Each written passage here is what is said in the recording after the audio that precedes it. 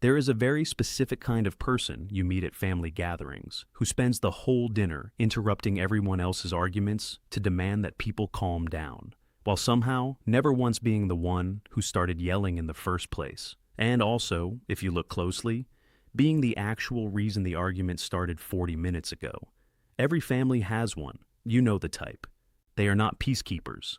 They are the provocation wearing the peacekeeper's badge. And I bring this up not because I want to talk about your uncle, but because I watched something on television this week that reminded me of him so precisely that I had to sit with it for a minute before I could even get to the actual news. So let's get into it, because there's a lot here, and none of it is subtle once you line it up. Caroline Leavitt walked into the White House briefing room this week and delivered what can only be described as a lecture to Democrats, to the media, on the urgent need to tone down political rhetoric in this country. This came less than 24 hours after a genuinely scary, genuinely traumatic act of political violence, the kind of event that shakes people regardless of which side of the aisle they're standing on. And in the same breath as calling for unity, the administration did two things that tell you everything about how seriously that call for unity was ever meant. First, the president went after a CBS reporter, not for making something up, not for editorializing, but for simply quoting the words of the attacker's own manifesto. Then he and the First Lady went after a comedian, Jimmy Kimmel, for a joke that was told days before any of this happened. Now, you can think Jimmy Kimmel is funny, or you can think he's the least funny man in America. It genuinely does not matter, because we have a First Amendment in this country, and it protects speech you dislike exactly as thoroughly as it protects speech you agree with. That's not a nice to have. That's the whole point of it. So here's where it gets interesting, because this really could have been a moment. If the White House actually cared about lowering the temperature in this country, this was the exact moment to do it. Instead, they used it to settle scores with a journalist and a talk show host, which tells you the temperature was never actually the concern. Let's talk about the record, because there is one, and it is not short. This is a partial list, and I do mean partial, of terms that have been used publicly on the record to describe the political left in this country. Scum, vermin, terrorists, radical, lunatics, demonic, evil, garbage, the enemy of the people, the enemy within, treasonous, lowlifes, fascist, Marxist, communist. I could keep going. I'm not going to, because we have 20 minutes and not 20 hours, but I want you to sit with that list for a second.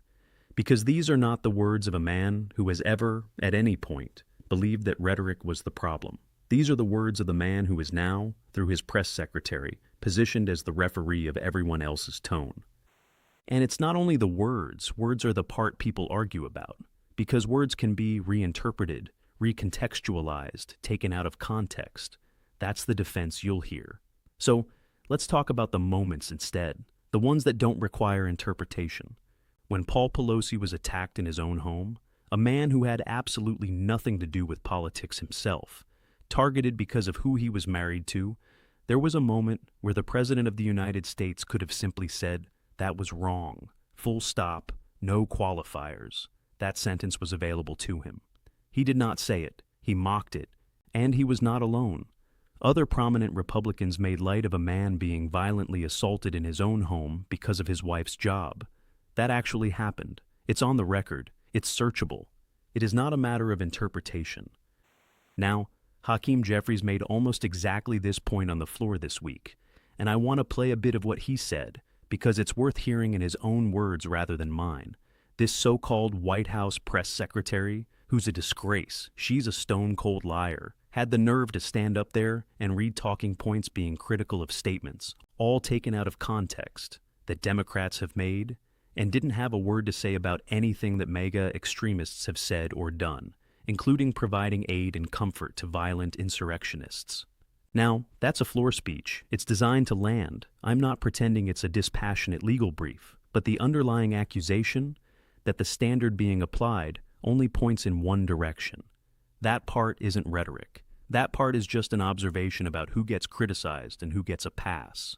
Here's the thing about performative equivalence, and I think it's worth being precise about this rather than just gesturing at both sides, because both sides is usually where these conversations go. To die without actually saying anything. There absolutely are people on the left who say unhinged things. Nobody serious disputes that. Every political movement on every side has people at the edges who say things that are genuinely alarming. The difference, and this is the actual difference, not a partisan talking point dressed up as one, is what each side does with those people. Historically, when someone on the Democratic side goes far enough off the reservation, the party tends to try to distance itself, sideline them, occasionally outright disown them. It doesn't always work, but the instinct is there. What's been different, and increasingly, is that the people who say the most extreme, most violence-adjacent things on the other side don't get sidelined. They get promoted, they get invited into the administration, they get given microphones, not distance. I haven't seen anyone on the left celebrating an act of political violence this week. I have seen people in positions of actual power make jokes about one. That's not a symmetrical situation, no matter how many talking points get read at a podium to suggest that it is.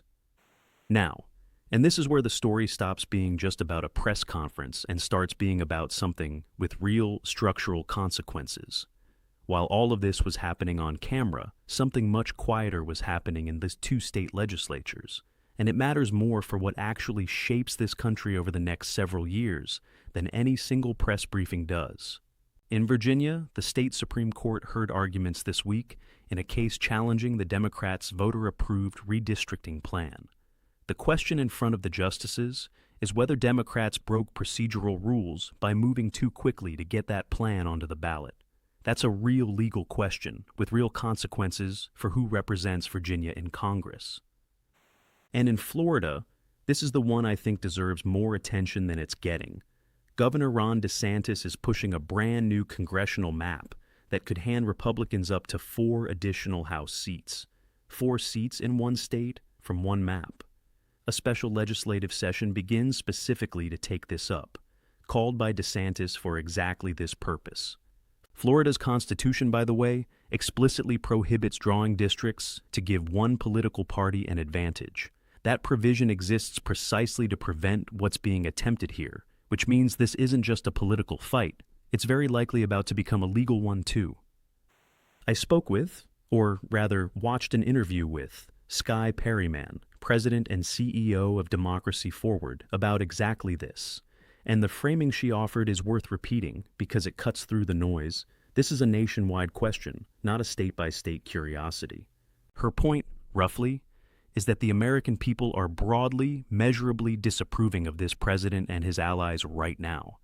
And that disapproval is precisely why there's such an aggressive push, on multiple fronts simultaneously, to redraw the maps before those voters ever get the chance to express that disapproval at the ballot box.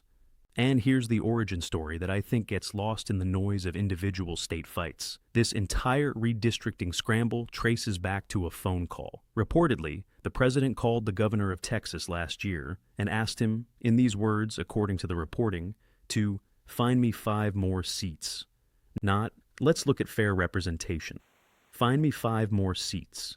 Because, according to that same reporting, there was a read internally that the upcoming midterms were not shaping up favorably, and the solution wasn't to change course, it was to change the maps until the outcome didn't require changing course.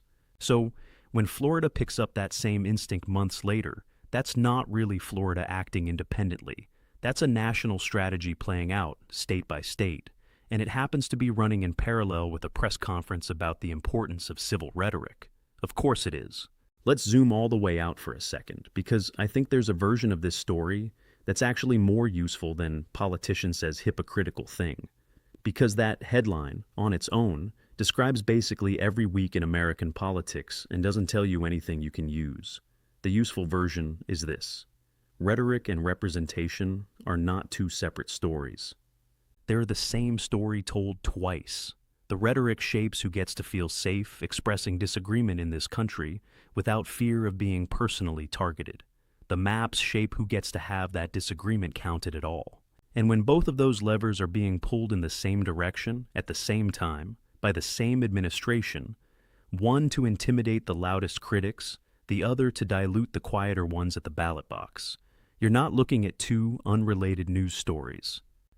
You're looking at one coordinated effort to control both how loudly people can object and how much their objection actually counts when it's finally tallied. None of this is subtle, by the way, and I don't think it's meant to be. Subtlety would require an audience paying close enough attention to notice the difference between "we condemn political violence" and "we condemn political violence from people we disagree with, and we make jokes about it when it happens to people we don't." The bet being made here is that most people won't line up the podium moment with the legislative session happening 2 states away in the same news cycle. That's usually a safe bet. I'd just rather you not be part of the statistic that makes it a safe one.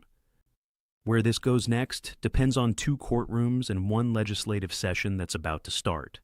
And I'll be tracking all 3, because the outcomes here genuinely do affect who holds the House after next year, which, depending on how you feel about checks and balances, might be the most consequential thing happening in this entire story. More than any single press conference, more than any single ugly quote. The words get the headlines, the maps get the power, and if history is any guide, the people counting on you to only notice the first one are usually the ones drawing the second one. I'm Marcus Fenn. This is Borderlines. Analysis from the edge. If you think this kind of breakdown is worth having in a media landscape that mostly just wants you angry and scrolling, subscribe, because we're just getting started. And the stories that actually matter tend to be the quiet ones nobody else is bothering to connect.